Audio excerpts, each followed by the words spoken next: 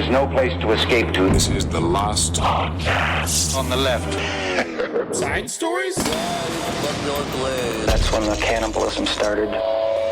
Side stories. Yes.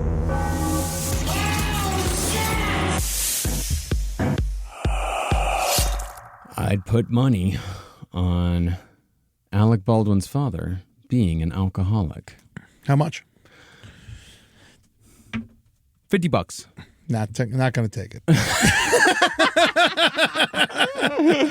Welcome to Side Stories, ladies and gentlemen. My name is Marcus Parks. I'm here filling in for Henry Zebrowski, here with Ed Larson. How you doing today, Ed? Pretty good. If you're going to fill in, I'm afraid I'm going to ask you to put on a lot more weight. You're too thin, boy. Do we have a fat suit? Yeah. We're going to go full clump today. Well, listen, obviously we hear Marcus because we have some unfortunate news. We lost a member of the last podcast family, and Big Henry Zebrowski Sr., unfortunately, has passed away, and we will do a nice, bigger announcement, but Henry's taken the week off, and we're going to let the boy rest and against his own will. Oh, my God. Yeah.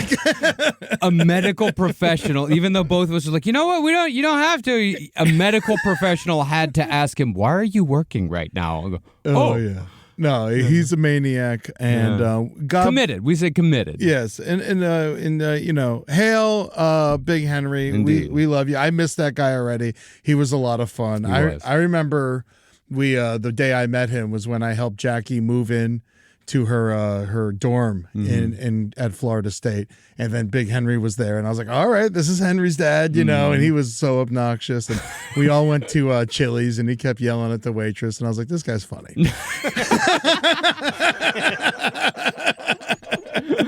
But yes, rest in peace, Henry Sr. And you go to that good old submarine in the Gulf of Mexico in the sky. Yes. And we will, Henry and I will be awful about it next week, don't worry, because I also have a dead dad, and, we can commiserate that as well. I believe our dads died equally as horrible. Yeah, right, you really did. Oh, man, mine's the only one alive. That's right. You're last. You made it, buddy. Congratulations. Fuck yeah. Hell yeah. I'm going to call Dad after this. Tell him. Yeah. And there's nothing he loves more than outliving people. I like it too. Yeah, so do I. It's always a blast. So, hail Big Henry. We're doing the show without Little Henry this week, and but we took the week off yesterday. You still heard plenty of podcasts. We don't fucking take a week off from you, but we took a week off from our own lives and had some fun. You went to Hawaii.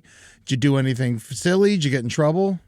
My first vacation in 4 years. Wow. Yeah, going to Hawaii. Like a true vacation. True vacation, yeah. No family, just you and Carolina. Yeah, man. You went to the beach? No, actually, we did mostly rainforest shit. Oh, okay. Yeah, I was surprised. I don't know how well you do at the beach. I had a lot of sunscreen on. Yeah. The entire time I was there, like fucking slather, like I'd put the fucking spray on and then slather on the lotion. Yeah. Yeah, man. It was fucking amazing. Yeah, went kayaking down this river to these secret falls. Ooh. Yeah, they were cool. And they have... Where are they?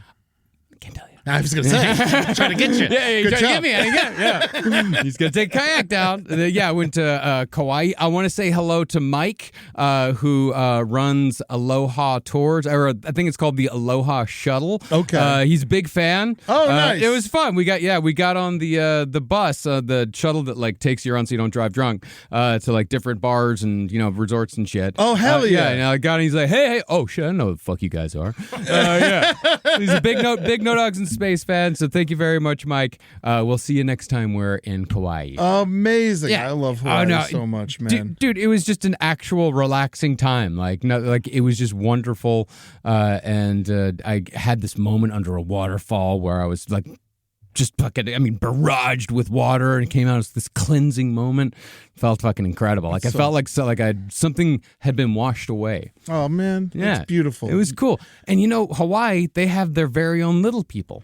Really? I can't remember what they're called. The Menehune. The Menehune. Yeah, Menehune. Yeah, they have this. It's this legend where they're kind of like they're shoemaker elves. Okay. Where the Menehune are these like tiny people, these dwarf people. Are they real? No. Okay. No, it's like a legend. Okay. Where they come out at night and they, build bridges and they make shit happen.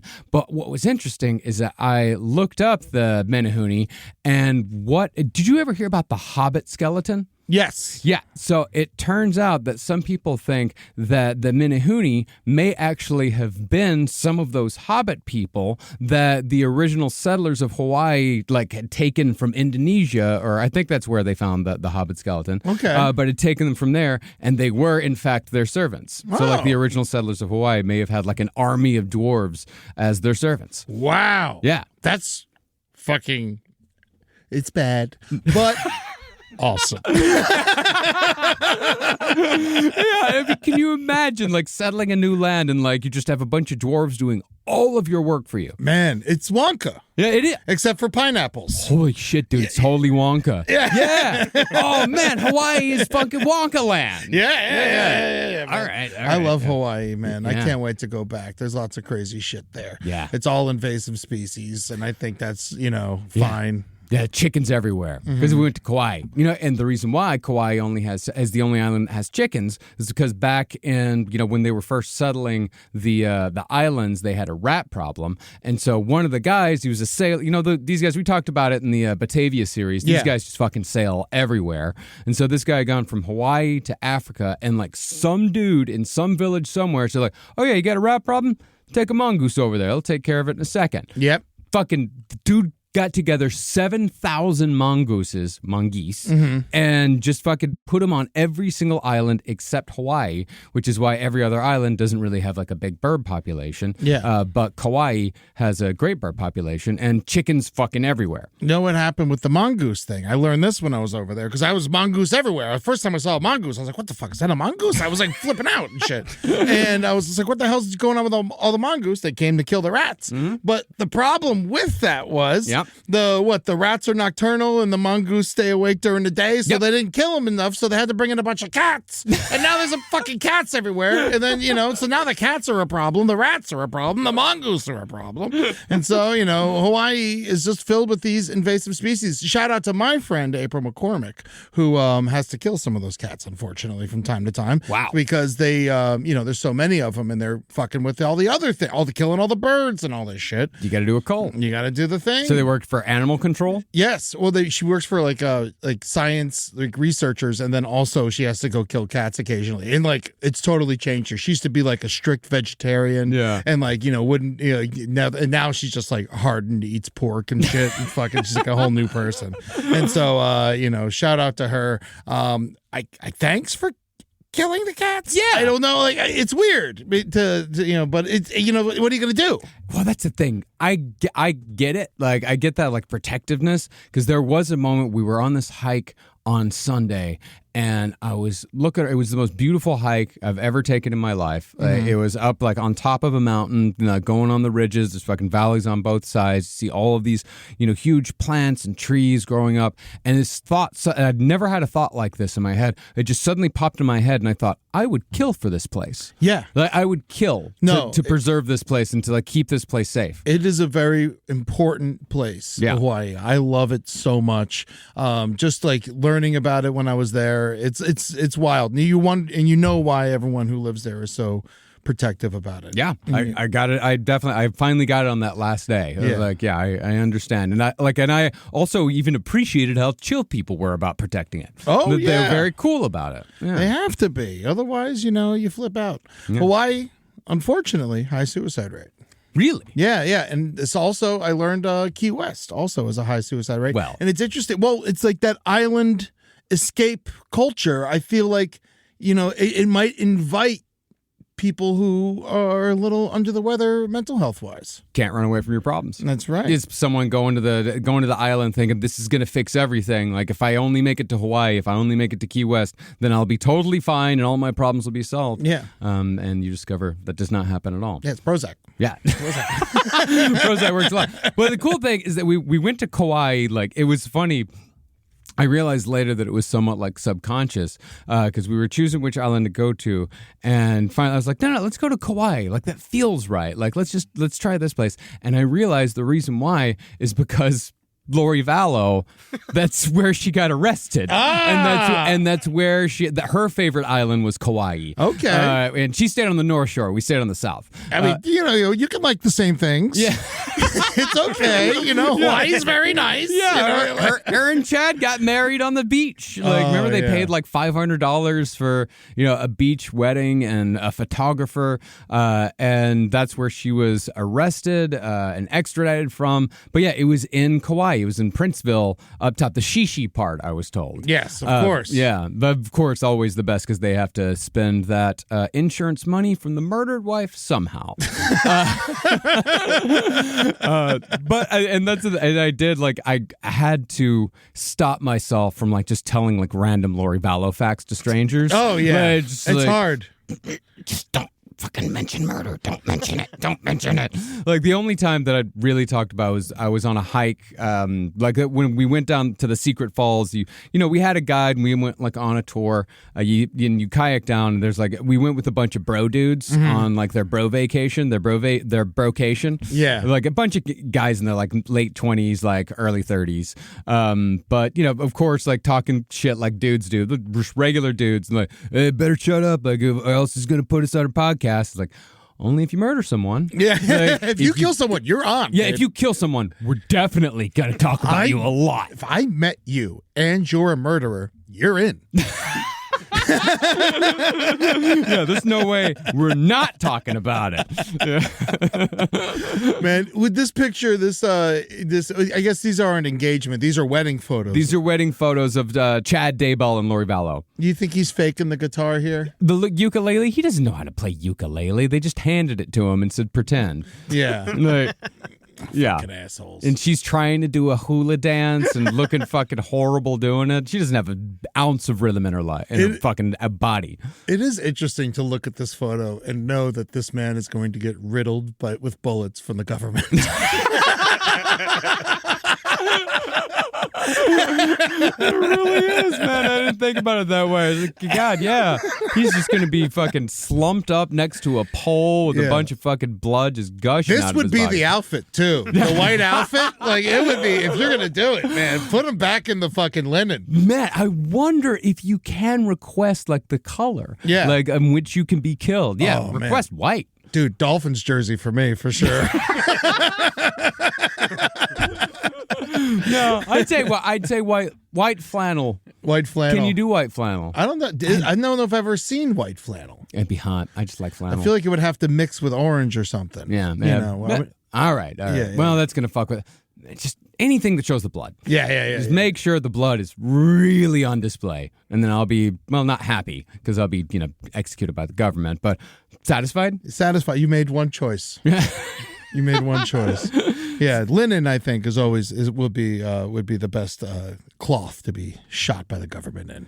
And on that note, how was your vacation? Well, speaking of invasive species, the invasive species tour was a success. Hell yeah. Thank you to everyone who came out. I did 11 shows over 2 separate tours. Fucking hour by myself. Finally, never done it before. I've done it 11 times now, and it was great. It went really well. It's hard to like say that you did really well, but I did. Yeah. And it was fucking cool. Everyone who came to the shows had a great time. I loved meeting everyone. Thank you so much for everyone that understood that Henry obviously called out from the side story shows in Dania and Orlando. He even though he called out, he still like he let me call him during the show and make fun of him. And so, it was a journey, and and it was like, luckily I had a bunch of dead dad jokes that I could tell, and it went right, it segued real well. Yeah, sometimes these things dovetail. But the shows were fucking amazing. I had an awesome time. Fucking Naples, and there was, everywhere I went, it seemed like there was a weird Florida tragedy followed me, and we'll get to some of the stories later on. But yeah, literally, there was a bear attack in Naples. Naples. There was an alligator attack close to Fort Lauderdale. It was crazy. Welcome to the synchronicity, my friend. I know. It's wild how it just happens. Yeah, man, it just fucking happens wherever you go. Somehow things just get attached somehow, and it's weird how it happens. I've noticed. Yeah, we made fun of the old Pope the day before before he died. You know, it's just wild how this shit goes, man. Oh man, the Pope. I had so much fun watching Pope news. In Hawaii, like we had a whole Pope morning. New Chicago Pope, Chicago style Pope. Welcome. Yeah, does that mean we put a pickle on him? It's incredible. The Chicago style Pope beat another cardinal actually named Pizza Balla. Oh yeah, talk about some Italian beef. Yeah. No, I kept singing this song. I don't know why I got this song stuck in my head, like during the whole thing. I just kept singing, like, when you're in Rome and you are choosing a pope, you can always form a conclave. So the whole trip, me and Carolina just kept going, conclave. Oh my God, Chicago Pope, and he seems to be not racist. Yeah, and that, which is wild. It's wild, yeah. I mean, definitely harboring pedophiles and sexual abusers, but it's for sure. As one person did make a point, he's a pope. He's a pope. It's like you're not really gonna find a guy until, like, I don't know, maybe 40, 50 years from now, maybe, who wasn't involved in that in some way. They would have to stop eventually. Yeah. That is true. No, when I met like 40 or 50 years, like once we're down to like 6 priests. Yeah, he's not getting new ones all that often. Well, I can't wait to discover whatever nightmares this man has committed in his past. I'm sure there's a couple, but so far so good. New Pope. Yeah, we're all rooting for you. So far so good, and the Pope's brother seems nice. Oh yeah, they keep. I don't know anything about him. He's just some dude in Chicago. Like he lives in the suburbs. Like like last week we was playing Words with Friends, and we watched Conclave, actually. It's good. It's pretty good. He's MAGA. Got it. But I thought, they hated him. They've been fighting. The MAGA's been fighting with him a bunch. Well, apparently the Pope's brother is MAGA. Oh, well, of course he is. Oh, yeah. He's from Chicago. Yeah, he's from Chicago and moved to Florida. Okay. Yeah. Nah, and the Pope's brother, I mean, what do we expect here? Yeah. It's like, may we all be judged by the worst member in our family. Yeah. True. Very true. Very true. Rise from your grave. But I had such a good time in Florida. It was just an amazing time. So much good food. I went to the beach. Shout out to Adam Wirtz and Julie Rosing for fucking shepherding me and being my tour managers and helping me sell merch and shit. But I think the most important part of my trip was Key West. Chickens everywhere, by the way. It's covered in chickens. Yeah. Breakfast was expensive. You know what? It's like someone's fucking up. Yeah. There's chickens everywhere. You just give me the eggs. And I know what it was. I saw a bunch of baby chickens. They let them live. And I think that's the main problem. Yeah, and it's free range too, so it's hard to know where they're laying the eggs. Yeah, and they eat trash. Yeah. But regardless, it's not going to be great. It's free range trash chickens. It's not. It's not like in a really nice. It's not like my mom's chickens that get really good food. But I brought gifts for everybody. Oh, yes, and so a little something for you, a little something for Robin, a little something for the studio. But before I show you, I went and full disclosure, I went and met and visited Robert the doll. Robert the haunted doll. Robert the haunted doll, the most haunted doll in the world, apparently. Yeah. Yeah, no, I went and visited him. There is definitely something off. Yeah. No question about it. He was very nice. I talked to him. I apologized for what Henry said about him on the show and when the mics cut out and stuff like that. I apologized. I brought him some of my merch. I have actually some of my merch was I got Biggest Baby merch, you know, that I sell at the shows, but I actually made like child-sized shirts for like my relatives, and I had extra. So I brought like a child's Ed Larson Biggest Baby shirt for Robert. I told him he doesn't have to wear it if he doesn't want to, but you know, it's his. I wrote him a little note from last podcast on the left, thanking him for his contribution to our show. It's very nice. And he was great. And I asked for permission before we filmed him, and then assuming he said yes, and we filmed him, me and him talking for a little bit, and he was very sweet. I really think that he really helped me get through those last 3 shows because I was so tired at the end of the tour, and the power of Robert really, because that first show in Key West, the Friday, it was good, but it was like my worst show. Yeah. And because I was beat, because after those 2 shows in Orlando without Henry and then those long ass meet and greets and shit, I was working hard. I'm 1 hour of sleep, you know, I was all fucked up. And then Saturday morning I woke up, I was like, we need to go see Robert and make sure everything's okay. And you know, because he might have sensed that we were in town. Yeah, you can't go to Key West and not go see Robert. Yeah, so I went and saw Robert. And also, I got us for the studio. I got us a recreation of Robert. But Rob, I before I take him out, you know, please say something nice to Robert, because I showed Robert our Robert, and I wanted to make sure that like he knew, like, you know, so part of Robert might be with me right now. So just ask him if it's okay that we put him on camera and he lives at the studio and stuff like that. Hey, Robert, just wondering if I can put you on camera and if we can talk about you on Side Stories. Totally going to be nice. Not going to say anything rude or inappropriate about you. And don't forget to ask him if we can have him in here. And can we have you in the studio, please? I think he says yes. All right. So I brought him on stage with me every night, and then like I kept like asking him if my jokes were funny. No one in the audience really got it, but I had a great time. So here's our own Robert. Yes, this is ours for the incredible. Studio. He is a star already. He came. He was on stage all weekend. He was amazing. He did a great job. He was a good boy. I said goodnight to him. I apologize that I made him sleep at the comedy club. Shout out to Comedy Key West for letting Robert crash there all weekend, and he was really appreciative. I gave him he got his box here, but he'll join us in the background at the studio. Thank you, Robert, for everything you do. I really appreciate everything, buddy. Thank you very much, Robert. You've been a very good sport about all of this, so thank you, Robert. Yes. Now, the real Robert the Doll I met, first of all, thank you, Steve, for all the work that you do over there. Make sure you go visit Robert the Doll over at the Fort East Martello Museum, which is the Fort Zachary. First of all, Robert is like far from the most haunted thing in that museum. Oh, yeah. Yeah, it is like, it was a Civil War like fort. And a lot of people don't know this, but Key West fought for the Union.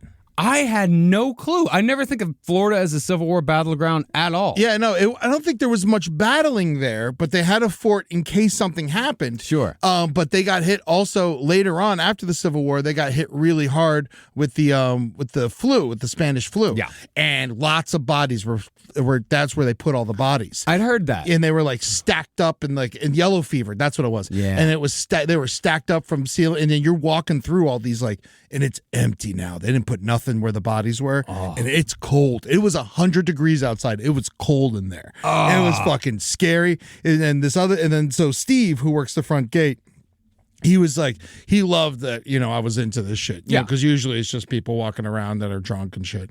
And he was so. Fucking, you want to go? It's for some people don't know about me. When I've been drinking, day drinking especially, I love museums. And that's just because you get knowledge and it's power, and we just gotta go. Yeah. Get us in there. Let me see the doll. Let me see Robert. I would say I'm gonna cuddle him and kiss him. But yeah, no. So many people have wrote letters, and they show all the letters and stuff like that. I wrote on the chalkboard for us and stuff, and I gave a letter. So I think they're gonna present our letter to Robert, which is good. But there's lots of interesting things I learned about Robert. I forgot that inside Robert is the soul of a little girl, not a little boy. Yeah, which I forgot until I got there, and I was like, okay, good to know. Recently, you ever hear of Fantasy Fest? No. So in Key West, there's like this thing every year called Fantasy Fest, and it's like when a bunch of fucking big fat Floridians get together and fuck each other in front of everybody, and it's nudist. It's all a bunch of nudists. Everyone's walking around with big old saggy painted titties and shit. It's that kind of fantasy fest. I had an entirely different thing put in my mind. I thought it was going to be like fantasy novels, a bunch of people dressed up as Gandalf. No. It's fucking. And so yeah, in Hawaii, real quick and quiet. Like we were asking our tour guides, like, hey, well, like, what's a cool thing to do around here? She's like, there's a couple of nude beaches. There's one of them. It's called Secrets. You can go to that one. Like that's a new beach. There's another one though. People are gonna be fucking. Like, just so you know, people are gonna be fucking like out in the open. I'm like, I was talking about like a bar. Yeah. Well, it's a new bar you should go to. And in Key West, there is one called the Garden of Eden. Don't go there. The people are the same people who go to Fantasy Fest. So last year Robert was commissioned to lead Fantasy Fest, and everyone was so worried because they want to be able to take pictures and shit. Yeah, and they were really worried that if Robert was leading Fantasy Fest, that they wouldn't be allowed to take pictures. So what they did was they made an exact replica of Robert, and then took the replica to Robert, and then said, Robert, would you please, if you want to come to the parade, feel free to enter this stall. I will bring this stall to the parade, and then when the parade is over, I will bring it back, and then you can enter back into Robert. And they claimed that they did that. Fantasy Fest went off without a hitch. It was a great time. No one died. No one got run over by a parade float. And David Sloan, great guy. And then he was the Grand Marshal with Robert. And what happened? And then he came back, and then he said when he put Robert back into the doll, or the little girl back into Robert, that he heard a little giggle. Aw. And that I guess that signifies that Robert had a good time. That's funny. That's the first time I saw this ad up here for the whole thing for Fantasy Fest. It's the first time a haunted doll's ever been sponsored by Bud Light. Yeah. Florida, baby. Oh, what a great time. Bud Light presents Robert the Doll. Yeah, so Robert was great. He was a Grand Marshal of Fantasy Fest, but that place, like, the dude, Steve, he was showing me all these videos, like legitimate videos of orbs that he gets when he's closing down at night and stuff. Cool. But then there's also videos where like the lights are flickering, and then he'll be like, and then you hear him go, if you're here, flicker the lights. And like the lights are already flickering, it's like, so it's like, take what you will. Of course. He also had this app on his phone called Ghost Vox or something like that. Okay. Where you can like talk to the ghosts and they can respond to you through an app on your phone. I don't know how true it was, but it was always it was interesting. Yeah, I haven't heard of Ghost Vox. Yeah. Ghost Vox, maybe, not Box. But it was I never heard of it before, but he had it and he loved using it. And shout out to Steve and all the work you do down there at the Fort East Martello Museum, and keeping Robert safe. And I was so happy to meet him. And I introduced him to Julie. She didn't like Robert as much as I did, but she understood where my love is, but she said it is getting a little obsessive. Just your love for Robert the Doll in particular. Yes. Okay, not just in general paranormal. It's just like you're really focusing in on this one haunted doll. I like Robert. Robert's my guy. We're in. No, we formed a bond, and that's it. You know? I get it. And he's here. I'm sad that there won't be at home, but I got a keychain. But I got you something. I got Rob something. Now, Rob, I got you this. This is a sticker that says "Protected by Robert," and because he shut off our equipment that one time, so I want to make sure that you have that you're protected by Robert. That's nice. And then I got you this, Marcus. Robert did it. Oh, that's awesome! A magnet for your fridge. Thank you. And then also I got you this. I also went to the Ernest Hemingway House and Museum, which is down there, and I got you a pen because you're such a great writer. Oh, thank you. And I figured that would be nice. And it's lots of cats. It's very sweet. Thank you. Yeah, they were everywhere. Hemingway's house was a lot of fun too. It was interesting. Yeah. And, Hemingway. Yeah, no, it's so funny because Hemingway's got this big. He's like everywhere, but Tennessee Williams also lived down there, and he's just got like a little shack. No one gives a fuck. Oh, Tennessee! I love Tennessee Williams. Come on. give Tennessee give them a little bit of love. Oh, but yeah, Key West was amazing. Go if you get a chance, go down to Comedy Key West, the great comedy club there, run by Tom Dustin, who's got a new movie out, and he was fucking awesome and very, very a lot of fun. Truly Boston. Joe List made a movie about this man. I had no idea till I got there. Yeah. And so Joe, it just came out. Joe in forever. I know. I miss Joe so much. But Florida, I love you. Invasive species in the bag. So is my Florida hour. Now I have to write new jokes, which really is a bummer. But this week I got a very special thing happening tomorrow. I just want to keep people updated as far as like updates go, or a pup date. I'm getting Harley tomorrow. The tumor dog. My tumor dog. Oh, is it okay for me to call him the tumor dog? Well, the tumor's gone. Okay, so They removed it. former tumor dog. Yeah, the rescue made this, like, they showed like this graphic fucking video of the tumor getting removed, like full surgery channel, like crazy, like, and the tumor is like, I'll show you the video, you're gonna love it. Oh yeah, no, I love the shit. The tumor's literally bigger than Tootsie. Wow. It's 19 and a half pounds that they lifted off of Harley. Man, that's Yeah. That's only 6 pounds off from being as heavy as Georgie. Yeah, and so now, like, so now Harley is like an ox now. She's fucking killing it. We get her tomorrow. Her staples come out, and then she comes over to the house, and I'm ready to accept this new dog into my life. She's definitely a little bit of a hunchback. It might grow back, so just to let her know our house is sanctuary. Yeah. and we're putting in a bell and everything's going to be nice. No, it's great. No, we just our dog Frankie, Frankie came in with some medical problems. She still had a cast on her leg and all that from the horrible things she went through before we got her. But it's great to have a dog that, that's had a little bit of seen some shit. Yeah. Had some stuff happen to him, I think it makes him sweeter. No, Harley's lived outdoors her whole life. I can't wait to give her a bed inside at the foot of mine. It's going to be great, and she'll get to end her life in my house, which is now Doggy Hospice. So that is she'll have a great end of her life with me, and maybe Robert will bless her. But speaking of which, I can't move on from this just yet. I have one more question. Oh, all you got? Are you gonna eventually have your own pet cemetery?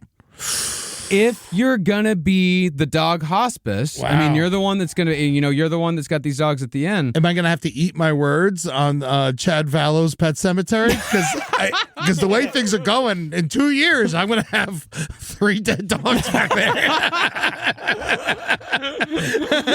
I mean, I have Rambo's ashes. I don't know if I'm gonna bury it or not. Sure. And so I don't know if I'm gonna bury Rambo or not. But I do have his ashes. I think maybe I could mix them with something, and maybe he'll like that. Maybe put it at a skate park so we can haunt the skate park or something, because he hated skateboarders so much. Yeah, that's true. But that is a good question. Yeah, I think we could do a little pet cemetery back there. We can think about it. I got room. I'll co-invest. Oh, yeah. I've always wanted to own a cemetery. It seems like there's a lot of problems with that. Yeah. But a pet cemetery, less. We have to spell it wrong on purpose. Yeah, we have course. to. Yeah. You're gonna have one. And someone did. Mr. Pastrami, my buddy, did buy me a Rambo grave rock. So I already got the stone. And then, but when I move, because I do rent, I don't own. Yeah. So when I do move, I will move the stone and not the body. That is true. Yeah, which is fine. We'll let Rambo haunt that backyard. But if you want your own adopted dog, come to Last Puppy Benefit on the left. It's going to be Friday, May 23rd, 7 p.m. to 10 p.m. over at the Masonic Temple in Hollywood Forever Cemetery. We are doing this with Pups Without Borders. No Dogs in Space is going to perform. We got some other members of the Last Podcast Network going to perform. Come, hang out. The first hour, we're hanging with puppies. Yeah. And then we're going to fucking chill. We're going to have some drinks. We're going to hang out with puppies.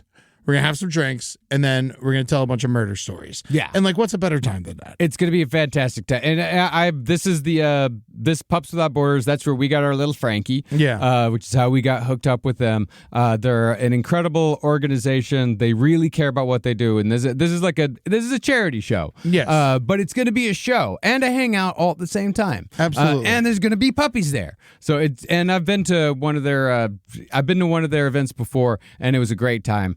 So yeah, come on out, come hang out with us, come hang out with the puppies. Come get there's like awesome silent auction items that we got coming up that we're gonna announce. But it's a cool shit. That's the last time I was there. I won a silent auction. They had a painting that looked like John Wayne Gacy and a bunch of dogs in the circus. Oh, Yeah, you know that one that's hanging in my living room? Oh, that's so nice. Yeah, I got that at the silent auction. We're gonna have a silent auction here. You're gonna be able to win a dinner with Ron Perlman. Yeah, which is wild. And then we're gonna donate some stuff. We don't know what we're donating yet, but we're gonna donate some stuff for the silent auction as well. And it's gonna be a fucking blast. I really can't wait to do this. I love the Masonic Temple. Shout out to them.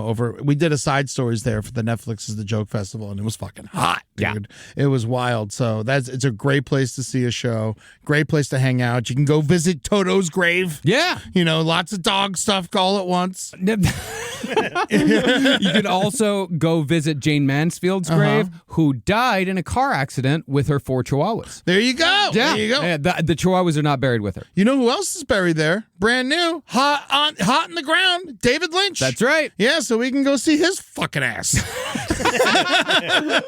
No, it's good. There's so many cool. Like Dee Dee Ramone's buried there. Johnny Ramone's got he has a grave there, but he's not buried there. Really? Yeah, that's just a memorial. Oh, I didn't know that. Yeah, no. His body's not there. Dee Dee's there though. Oh, well, fuck my picture then.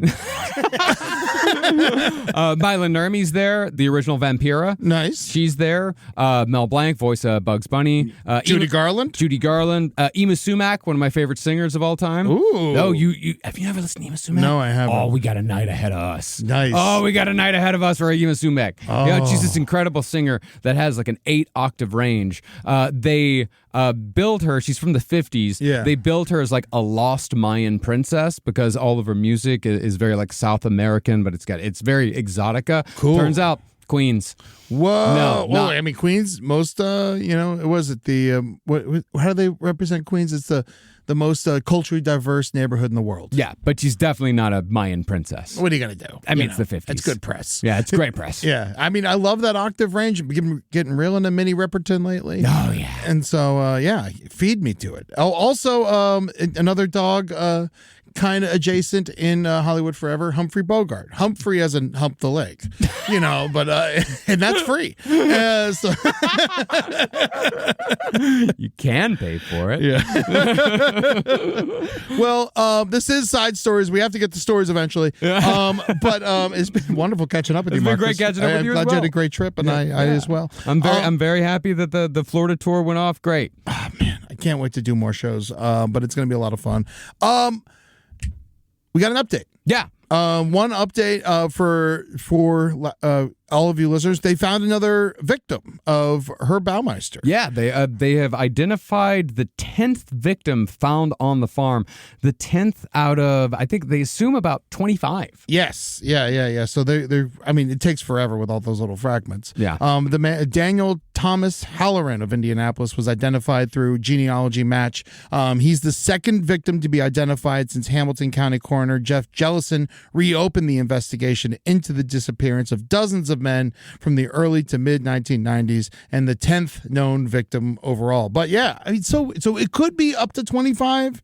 It could be. They think it's up to 25 people that he killed. Yeah, quite possibly. I mean, you never really know. It's just how many bone fragments they found, and they can also kind of cross-reference that with like the amount of like disappearances. You know, people that were reported missing around the time that he's known to have murdered men. Yeah. But yeah, they think around 25. And it's not like you can just find DNA to someone who went missing in the 1990s, right? To like cross-examine, right? No, I think from my understanding of this case, Like if you had like an old hat or something, you might get lucky. yeah, well, it's familial DNA at this point. Oh, okay. Is mostly what they have. So the other problem with that is that you do have to have a family to come forward and give DNA, like a family, like, you know, someone who's been, like, for example, like this guy, you know, was reported missing. He went missing in August of 1993. But he was reported late. They don't even know what day he actually went missing because, like, he just didn't come home, and he had a 2-year-old daughter, and I guess the wife was just like, oh, you know, I guess he ran off. Yeah. You know, and so I'm sure that's probably happened a bunch of times. Yes, it happens so often. Yeah, it happens with kids, it happens with husbands, it happens with wives, especially in the 70s, 80s, and 90s. Like, yeah, they just ran off because it's not like today where, you know, we're all kind of tracked and, you know, we know where everyone is, and it feels like that you owe it to everybody to let them know that you're actually alive. But back then, yeah, guy could just disappear and never be seen again. But no, they've gone through, and I think they did some familial samples and identified the guy as Daniel Thomas Halloran. Yes. And it said when Jellison learned of Halloran's mother had died of a drug overdose 2 years ago, he checked with Marion County Coroner's Office to see if they handled the case. They had, and they had kept a DNA swab in their files. That swab confirmed Texas labs finding that Jellison subsequently found a living relative, a daughter, who was 2 when her father went missing. Well, so crazy. Yeah. And to get that closure now, like 30-something years later, is fucking nuts. It is. And, you know, it also does, it begs the question of, like, would you rather know that your father had been murdered by a serial killer, quite brutally, or that he just ran off and he's kind of a fuck-up? I think I'd rather know that I think knowing that he was murdered is oddly more comforting. Yeah, it's more comforting for you. Yes. But for the dad. No, way worse. Way worse. Go bowling forever. Yeah. You know, like yeah, because that's the thing. He could have lived like a happy life, but no, it was just a terrible end. Yeah, because Herb Baumeister was not known for quick murders. Yeah, this guy, I mean, he looks very much like Theo Von. He does, and I'm sure Herb loved him. Unfortunately, yeah, the guy that he got a Kenny Powers look about him. Yeah, for sure. He's got a mullet and a tiny mustache. Is that a mullet, or is he just standing in front of a Christmas tree? One or the other. Either way, he fits in. That's for sure. He does. Oh well, I'm glad that was figured out, and I hope they find some more. If you have a dad who went missing in the Indianapolis area in the 90s, maybe you should hit up Jellison, find out if maybe it happened. Figure it out. They got lots of bones. They don't know what the fuck they're doing with. I mean, they've only got 10 identified out of like about 25. But, you know, I mean, there's some of these, you know, there's still a few of John Wayne Gacy's victims we still don't know who they are. Yeah. A fair amount. Yeah. Crazy. Yeah. And definitely a few of Dean Corll's victims we don't know, you know, out of his 27. Yeah. There's most of the time, like when you find those mass graves, there's going to be quite a few guys. You just never, well, at least killed back then. And Gacy traveled, you know, he could have dumped bodies. You know, it's not like he's going to bring someone back from California to bury him in, you know, Illinois. No. You know, and so you never know what happened with these fucking guys. It's terrifying. No, 33 is just what we know about. Wow. Rise from your grave. But speaking of bodies, I got this. I love this story because I love a mummy story and I love an embalming story. Okay. And because I find embalming and like funeral practices like absolutely fascinating. I almost like that was I had like kind of a crossroads where it's either like go like stay in radio and broadcasting or go into embalming. Yeah. Go into funeral services. And you know, I chose this, which I think is the right choice. It was the correct choice, but you know, I for me it was butcher. I wish I would have learned to be a butcher, but you know, I wasn't, and now it can just be a hobby. Yeah. So if anyone dies and wants to donate their body to Marcus, he'll fucking play with it. You know, I'll play with it. I'll fucking stick a tube in your ass. We'll mummify your fucking tushy. I'll suck out all your bullshit and fucking put it in a bucket, throw it in my backyard. So what's the deal with this mummy? Now, the mystery of a mummy from an Austrian village has been solved, according to researchers who say it was embalmed in an unexpected way via the rectum. Ooh. Never heard of rectal embalming before. They say this is the first known case of rectal embalming. Okay, now I know that they like put like formaldehyde through you and stuff like that for Well, what is the embalming process? I don't even really know. Well, this is 1746, so this Okay. is long before like modern embalming. Modern embalming didn't come about until the Civil War, the Okay. American Civil War, because there were so many people that were dying way back, so far away from home. The families wanted the bodies transported back so they could be buried wherever it was that they were from. And so the idea of modern embalming, which is taking out a lot of the guts, taking out like replacing the blood with like preserving fluids, like preservatives and all that. Like you kind of switching out the blood for one. You're switching out one thing for another. Do you take out the kidneys and shit, or you leave them in there? You know what? I actually can't remember. Okay. I can't remember if you take out like all of the guts or Side not. stories lpotl@gmail.com. Yeah. I can't remember if you take out the guts. Okay. No, mummies don't have guts. Okay, No. good. Mummies. See, that's the We're difference. just talking about normal embalming. Yeah. The difference between normal embalming and like mummies are definitely like all the guts are gone. Okay. And this guy, all of the guts were gone. But the reason why it was a mystery was because when they found this body, they think that the body is the preserved corpse of an aristocratic vicar named Franz Xaver Sidler von Rosenegg. Cool. Yeah, or Rosenegg. Yeah, Franz Xavier Sidler von Rosenegg. Yeah, they were redoing his tomb. Like they had to do some like reconstruction on it, and they found the body and figured like, fuck it, let's see what's inside. Yeah. And so they did some CT scans of it and found that it was hollow inside. So like, and also he'd obviously been mummified. You look Yeah. at the body, it's like, oh, this body's definitely been mummified. But through the butt. That's the thing. They didn't see any kind of holes or like entry points where they may have, where they may have like pulled out any of the organs or anything like that. So There they were no sucked entry out his points. organs through his ass? Well, I don't know about sucked out. Yeah, I don't know. yeah. They didn't have vacuums back then. They didn't. No. Because I actually, for a while, when I first read the story, like I saw mummy and rectum and mystery and air dry and the way all of the words were put together. I also saw via vacuum. Yeah. Not via rectum, via vacuum. That's what I would think. you Yeah. know? No, but you can actually even see in this picture here, you can see there's actually there's a little tuft coming out of his butthole. Yeah, there is a little something in there. Like that must have been a cork or something. That had to have been because they would have had to have stretched it out pretty good in order to pull out all of the organs via the butthole. Wow. And not just pull out all of the organs via the butthole, but putting in wood chips, fragmented twigs, hemp and silk fabrics, and So they zinc. taxidermied him. Yeah, and zinc chloride. Crazy. Yeah, they taxidermied him. And they probably did I'm sure they brain and all that, they did the old Egyptian way of putting the hook in through the nose and pulling that out. Oh, so they took the brain out too? Yeah. Fucking nuts. Yeah, Max, all that shit stinks. Man, so how do you think they did it? Do you think they did like the whole like stuck a little thing in there and like swished it, or like stuck a sword up there and like swished it around, chopped it up good, and then got that out? Or you think they just pulled the intestines like a rope? They might have just got a hook. I would imagine it's all hooks. Yeah. Like, if they did the hooks the same way that they did the brain, I would imagine it's sticking a hook up in there, but they may have, I don't know, blended it. And then like it's not like siphoning gas, Rob. Yeah. You just make like one big and then like, all right, now it's flowing. Just let it flow out. Just let it go. Just turned him into a big joint, man. I gotta say, great teeth. Yeah. For a 17th century man, and holding up to this day, great teeth. Incredible teeth. Well, he was a vicar. He lived a life of luxury, basically. Oh, okay. In comparison to other 17th century people, he definitely lived a cushy life. Like they even found him. He was wearing his pointed shoes. Okay. He had his tobacco pipe, and they just found that his body was in incredible shape overall. But yeah, he did live a much better life than most people did back then. Rob, can you zoom in on the penis for me?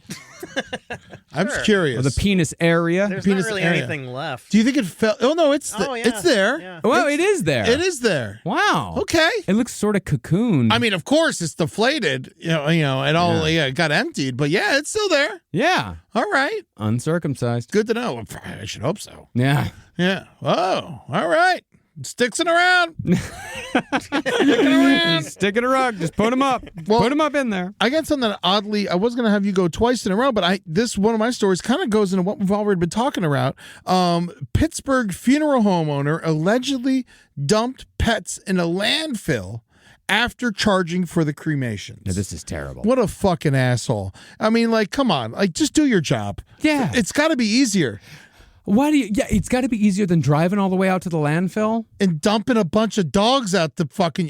So this guy. All right. So this comes from whatchamacallit, from a WTAE, which is a Pittsburgh affiliate, Action News. A Pittsburgh funeral home owner is accused of stealing hundreds of thousands of dollars from people who paid for pet burial and cremation services. According to Pennsylvania Attorney General, thousands of dogs and cats were improperly disposed of after the owners paid for the cremation, burials, and other services. This guy collected over $650,000 between 2021 and 2024 from people, and then he just took the dogs and the cats and he threw them in the trash instead of giving people what they deserved, which is some comfort.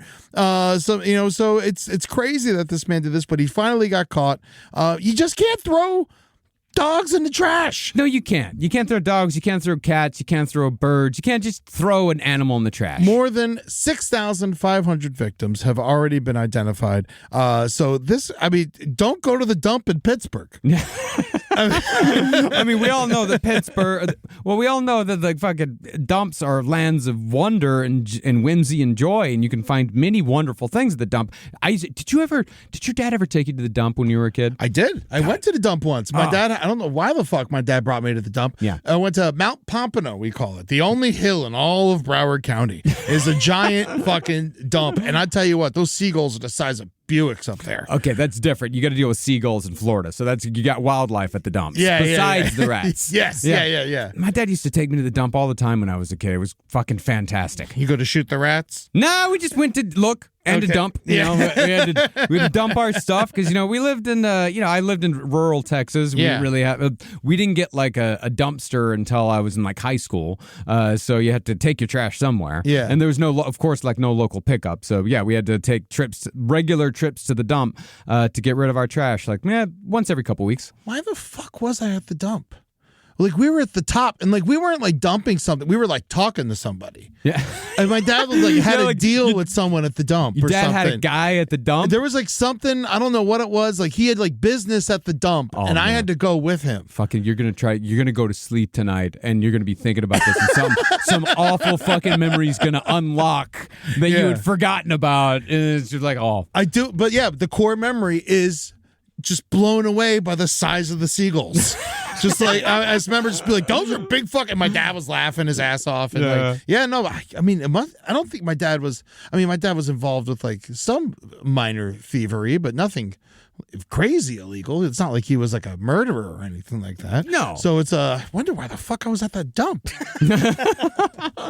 the bottom of this, but this case was disturbing and will cause devastation and heartache to many Pennsylvanians. Attorney General Dave Sunday said, "Our pets are members of our families, and this defendant betrayed and agonized pet owners who entrusted him to provide dignified services for their beloved cats and dogs." I know, as someone who just got their dog's ashes, I don't know how much I would care if it was not his actual ashes. Yeah, not lawsuit care. Yeah, definitely not lawsuit No. care. I'd be pissed. I'd want to like punch the guy. Yeah, angry phone call care. Yeah. But I don't know. Like, I understand, but like, why do we even get it? Why do we get him back? I guess it's just we romanticize it a lot. Yeah. I when my dogs die, I think, you know what? I don't know if I'd want the ashes of the dog. Now that in the moment you're like, yeah, give them to me, but like now I'm like, what the fuck am I gonna do with these things? Yeah, it never even occurred to me that I would get the dog's ashes back. Yeah, like it's just I thought you just called a guy. That's what they should do. Because I haven't had a pet die since I lived in Texas, and you just bury him. Yes, exactly. When I was in high school, but, different times. Yeah, you just bury the dog out back. Mm-hmm. But now we live in a city.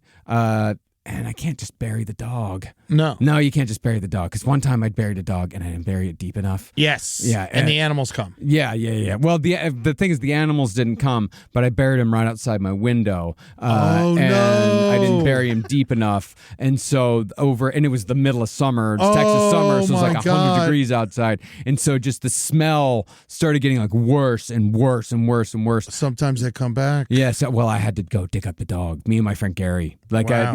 My friend Gary Strickland. Man, shout out to Gary. Gary was a fucking That's good friend. Good friend. Gary was good. Gary was a fucking solid friend. Gary helped me out that day. I was like, dude, I got to dig up my dog. Come help me. He's like, all right, fine. Yeah, Gary's ride or die. Wow. But we had to dig up the dog. And instead of digging a new grave for him, because I couldn't it was just we just kind of put him out in a pasture. A little further out. A little further out. Baumeistered him. Yeah, we did Baumeister him. Yeah, we totally Baumeistered him. Like it was a really nice field. It wasn't like a field, like it wasn't a farm field, like where they're gonna be plowing it up or anything like that. Like it was a field.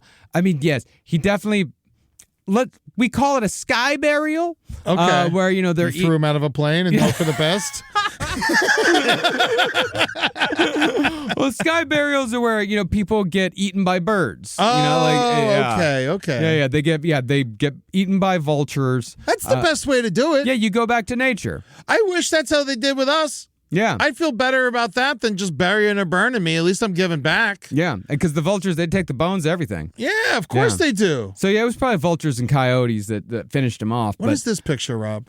It's a sky burial. It's a sky. Yeah, But that's a human. Yeah, we don't know. that is a human. Yeah. That's a human. We know. It's blurred, but that's a human. That's definitely a human. Yeah, that's I not can a dog. That's worse. Yeah, I can see fingers. But yeah, it's a Tibetan thing. It's really big in Tibet, sky burials. Tibet it is. Yeah.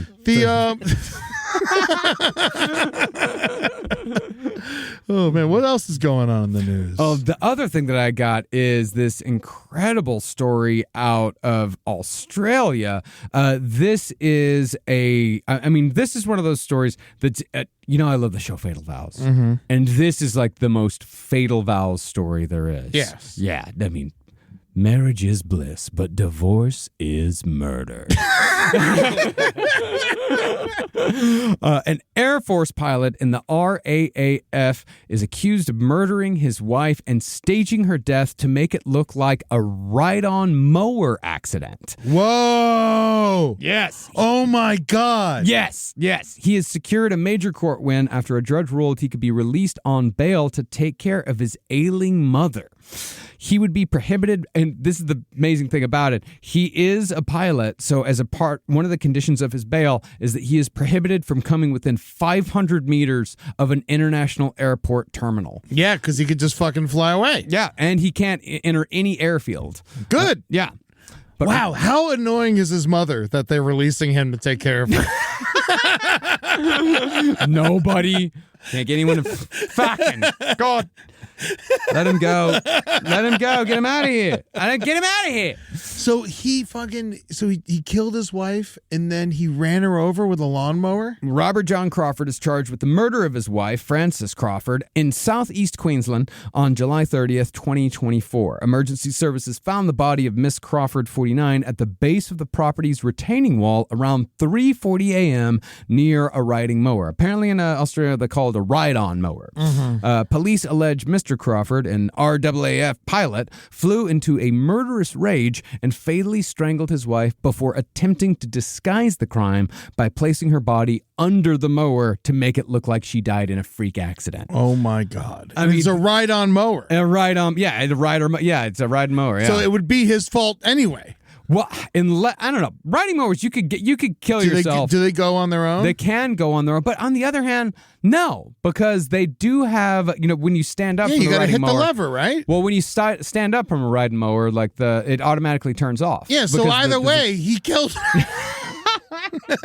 It's flawed. Yeah, you can't. I mean, obviously it's flawed. He went to prison. Well, his trial is coming up. Oh, okay. He hasn't even gone to trial yet. This is his bail hearing. Oh, okay. So it could be an accident then, and we have to say that. Well, remember, allegedly.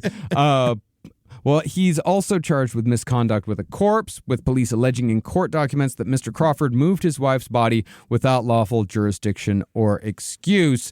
Mr. Cook told the court that Mr. Crawford, Mr. Cook would be, I think, the DA, allegedly sent messages to himself on his wife's phone after the alleged murder to make it seem like she had gone outside to move the mower before the quote-unquote accident. Yes. The exchange detailed to the court included Mr. Crawford reportedly texting, quote, "Are you going to put the mower away soon?"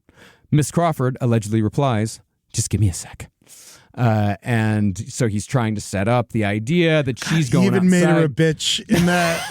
Like one of those. Just give me a sec. All right? Give me a sec. Fuck. All right, Yeah. I'm under the mower.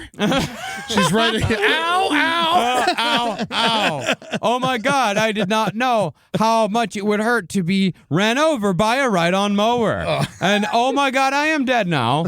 Well, the coroner went in and said, like, okay, this woman was definitely strangled to death. Right? Yeah. Like she was they said that she might have died from being run over by the mower, but it was the, manual strangulation I'm surprised that sealed they the could deal. tell after running over her with a mower. That's the thing. We don't know how bad the damage actually was because, it's not dead alive. Yes. Like, he's not, she's not kicking ass for the Lord and like, Yeah, like yeah, it's, and it's not, the sort of like push mower where you got these big blades. So she was probably like mutilated, but I don't know, like, did he run over her head? Did he run over her legs? Where did he run over the body? Not well enough. Definitely not well enough. You always run over the part that you destroyed. Yeah. That's, yeah. But that's the thing. You only get one shot. You can't run her over multiple times because then No. they're going to know. So if you run her over one time, that's the only shot you got. Wow. Yeah. God, what a fucking crazy way to kill somebody. Yeah. Well, really, it's just a mutilation. Yes, you're right. Because he did kill her normal. Yeah, he did. Yeah, he did kill her normal. But yeah, it's a hell of an alibi, especially at 3 a.m.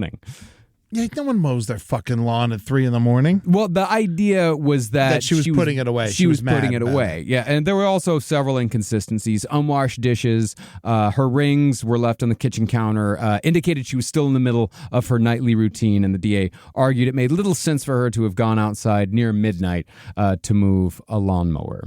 But apparently this guy was a dick. Anyway, Crawford's children expect to be witnesses in the case. They had a bad relationship with their father. One witness reportedly described Crawford in his statement as controlling and intimidating.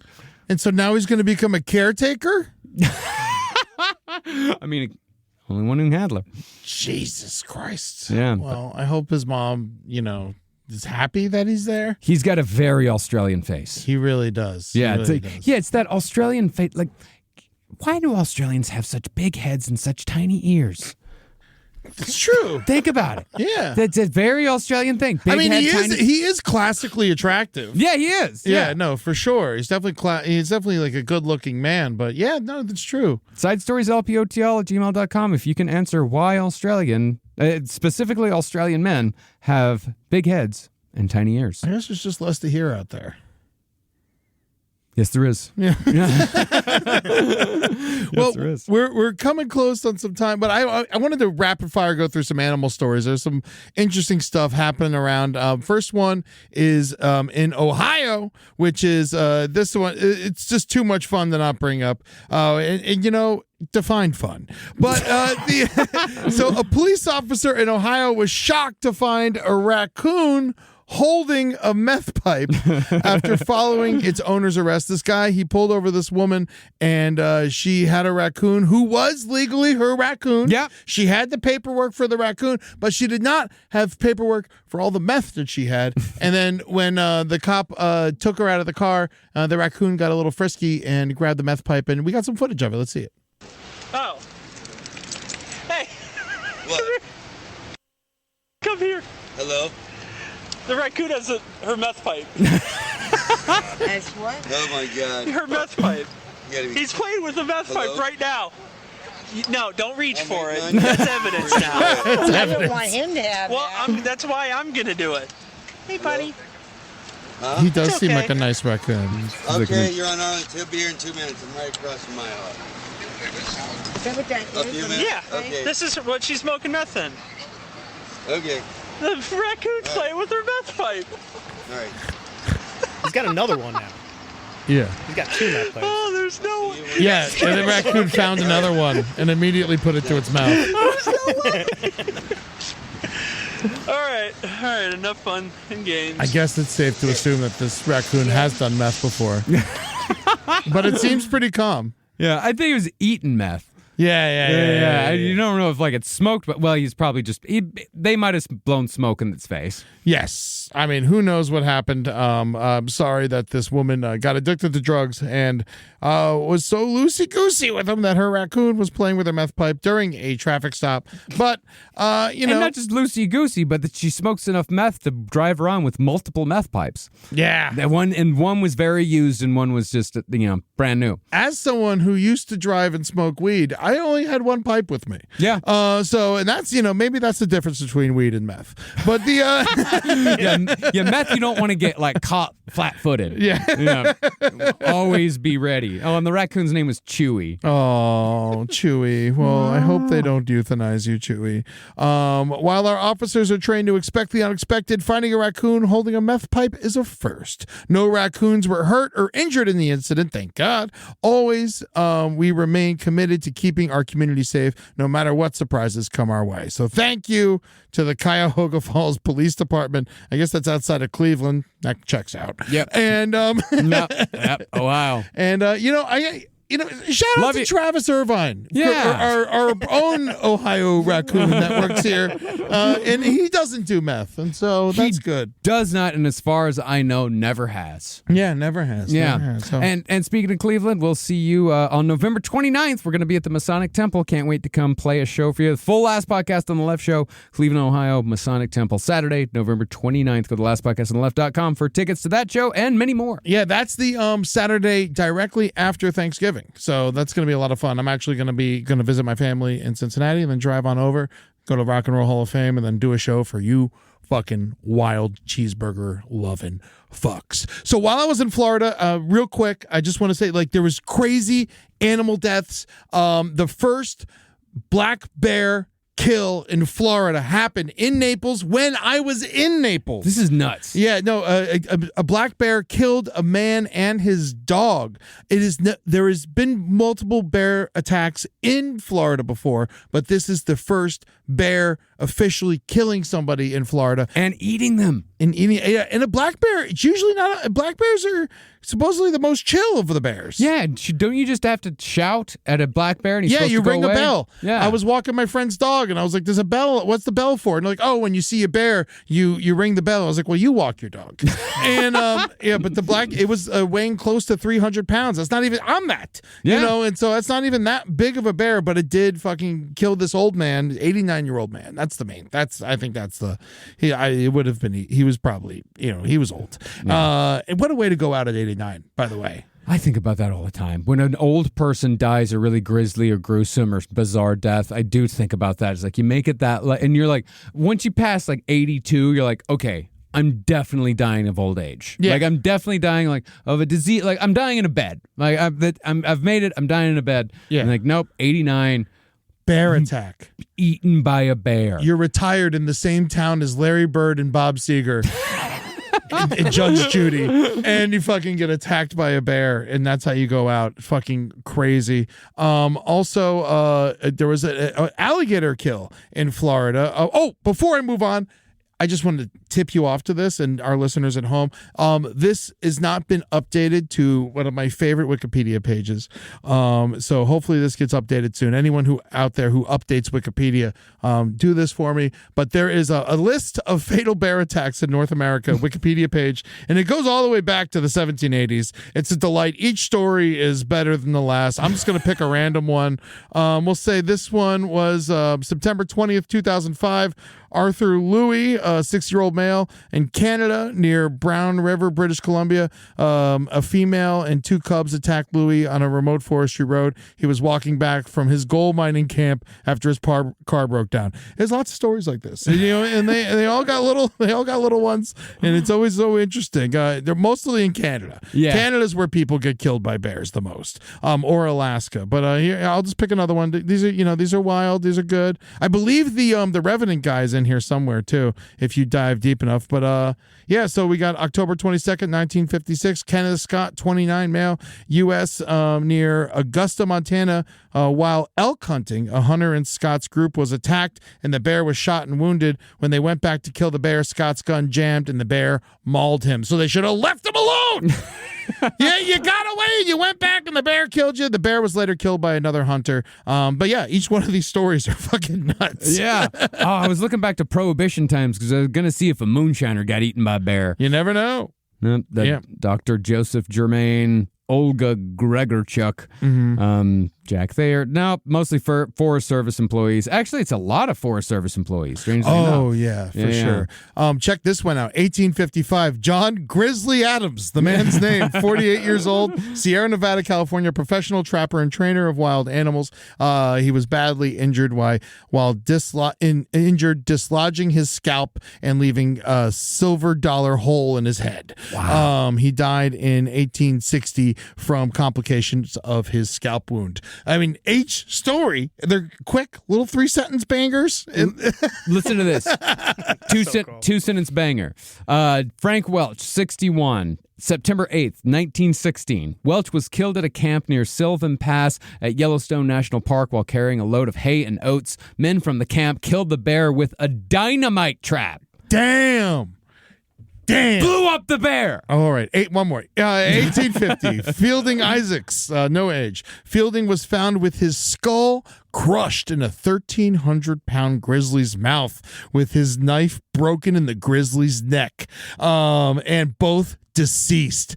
Colonel William Smith, a.k.a. Rebel Bill, wrote an autobiography to detail the incident in his autobiography. So it could be fake. Wow. But it's just each story is more amazing than the next. John Deekt, November 29, 1906. Thinking the bear was dead, Deekt began skinning it. The bear immediately awoke and tore off one of Deekt's arms. Oh. And then it killed him. Whoa. Oh, October 5th, 1908. That's my birthday. Oh, wow. After a bear escaped from a cage at Elysian Grove Pleasure Park in Tucson, Arizona, a woman named Bus Laird ran with her infant child in a go-kart. The bear grabbed and killed the baby. No, not the baby.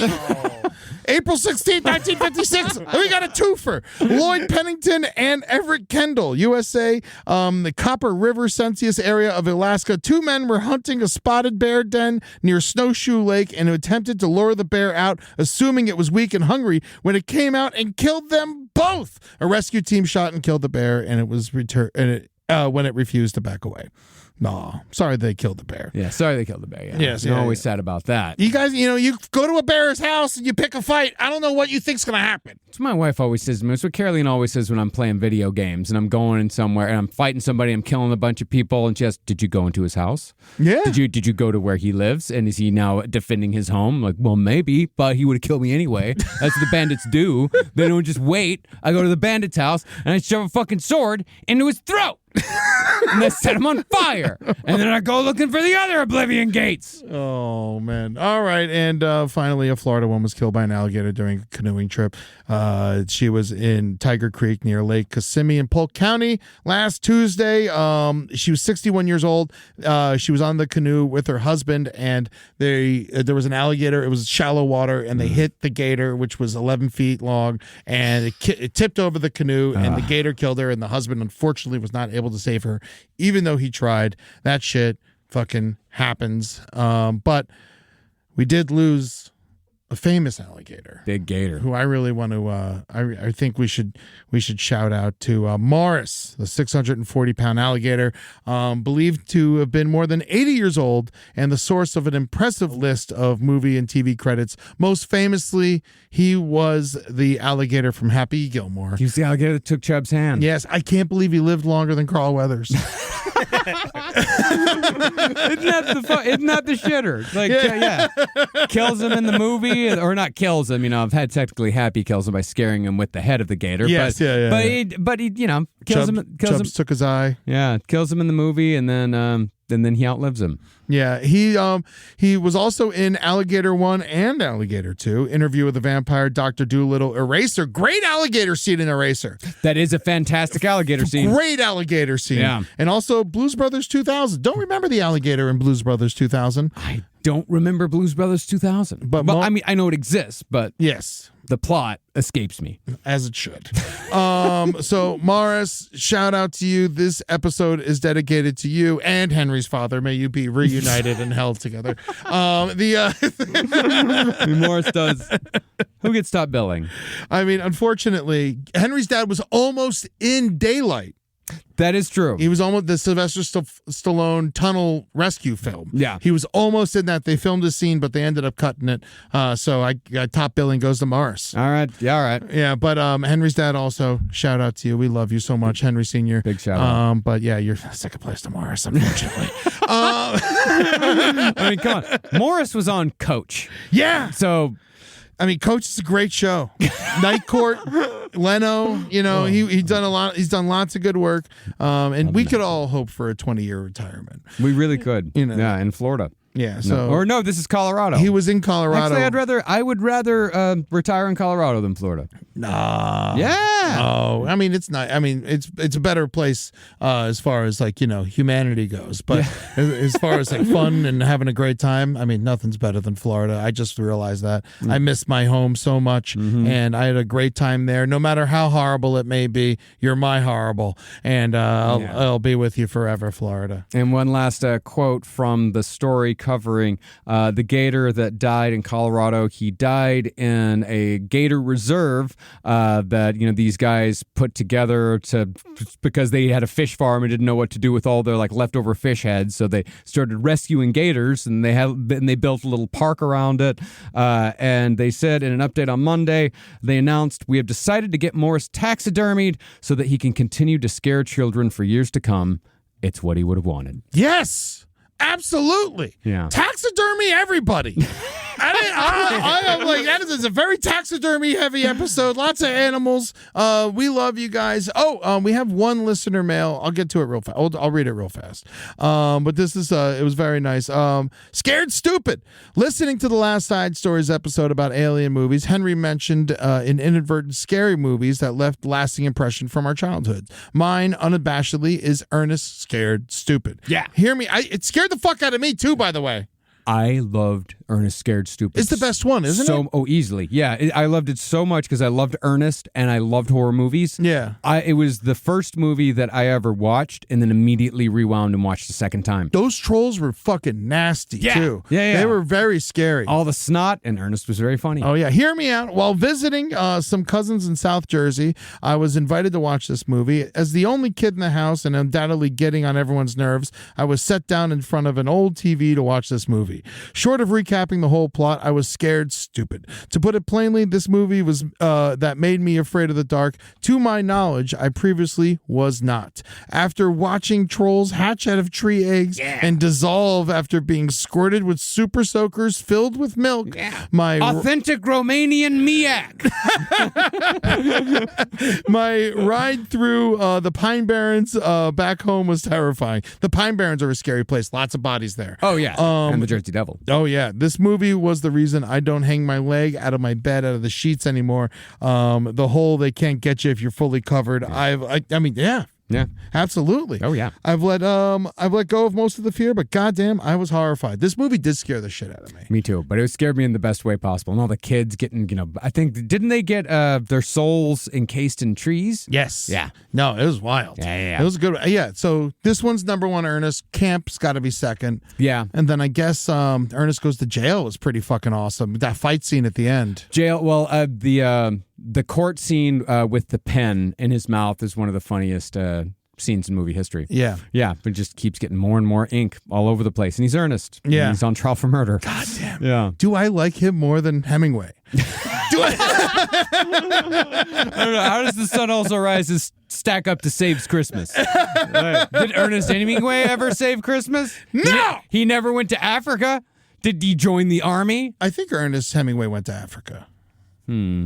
Possibly. I think he possibly went to Africa. Did he go? He seems like he was a war reporter. He seems like a safari guy. Yeah, I think there's a good chance Hemingway went to Africa. But regardless, he definitely went to Paris, which I know is nothing like Africa. Oh yeah, I was right. Safari guy. Yeah, seemed like it. He loved adventures. Multiple. Yeah, snows at Kilimanjaro, Green Hills of Africa. Yeah, snows at Kilimanjaro. That's the That's the big one. I don't know. I'm honestly like Hemingway. I prefer Tennessee Williams. Okay. Yeah. Interesting. Yeah. Interesting. Well, give me the pen back. No. Absolutely not. Absolutely not. Last puppy benefit on the left, May 23rd, 7 p.m., Masonic Lodge at the Hollywood Forever Cemetery. Last podcast on the left, no dogs in space. Special appearances from other members of the LPN family, but you don't give a shit about that because you get to play with puppies. Yeah. So come on out and let's support these dogs and the people who basically what happened after the fires. A lot of people, when they moved, they weren't able to take their dogs with them because they had to move very fast and into places that didn't take dogs. And so there's a lot of extra dogs that need places to go in Los Angeles right now. Yeah. So we're doing this benefit to help out. I hope you will come and support as well. Contact in the Desert is going to be from May 29th to June 2nd. We will be there doing multiple shows at the Renaissance Resort at the Coachella Valley. Last podcast on the left, we're touring. The two coming up soonest are going to be on June 28th. We're going to be in Atlanta at the Coca-Cola Roxy. There's still some tickets for that. And in July 12th, we're going to be in Salt Lake City at the Sandy Amphitheater. That's going to be my first outdoor show with y'all. Outdoor shows are fun. I'm very excited. So y'all come out. I love you very much. Shout out to Big Henry. And I hope Henry is doing a little better. He is, it's weird because it is nice. It's someone who's like emotionally guarded as Henry is. Mm-hmm. It is watching him confront his emotions. I think is very interesting, and I applaud him. Yes, as do I. And listener, be sure to savor that because you won't see it. Yeah. The most you're going to get is secondhand. Yeah. Well, I love you guys very much, and be good, and we'll talk to you in a couple days. Later on, y'all. That's right. I got a couple hails today. We got to hail Big Henry, hail Morris, and of course, hail Robert the Doll. Hail Robert the Doll. Thank you, Robert. We love you, Robert. Thank you for protecting us. Thank you, Robert. Thank you. You're great.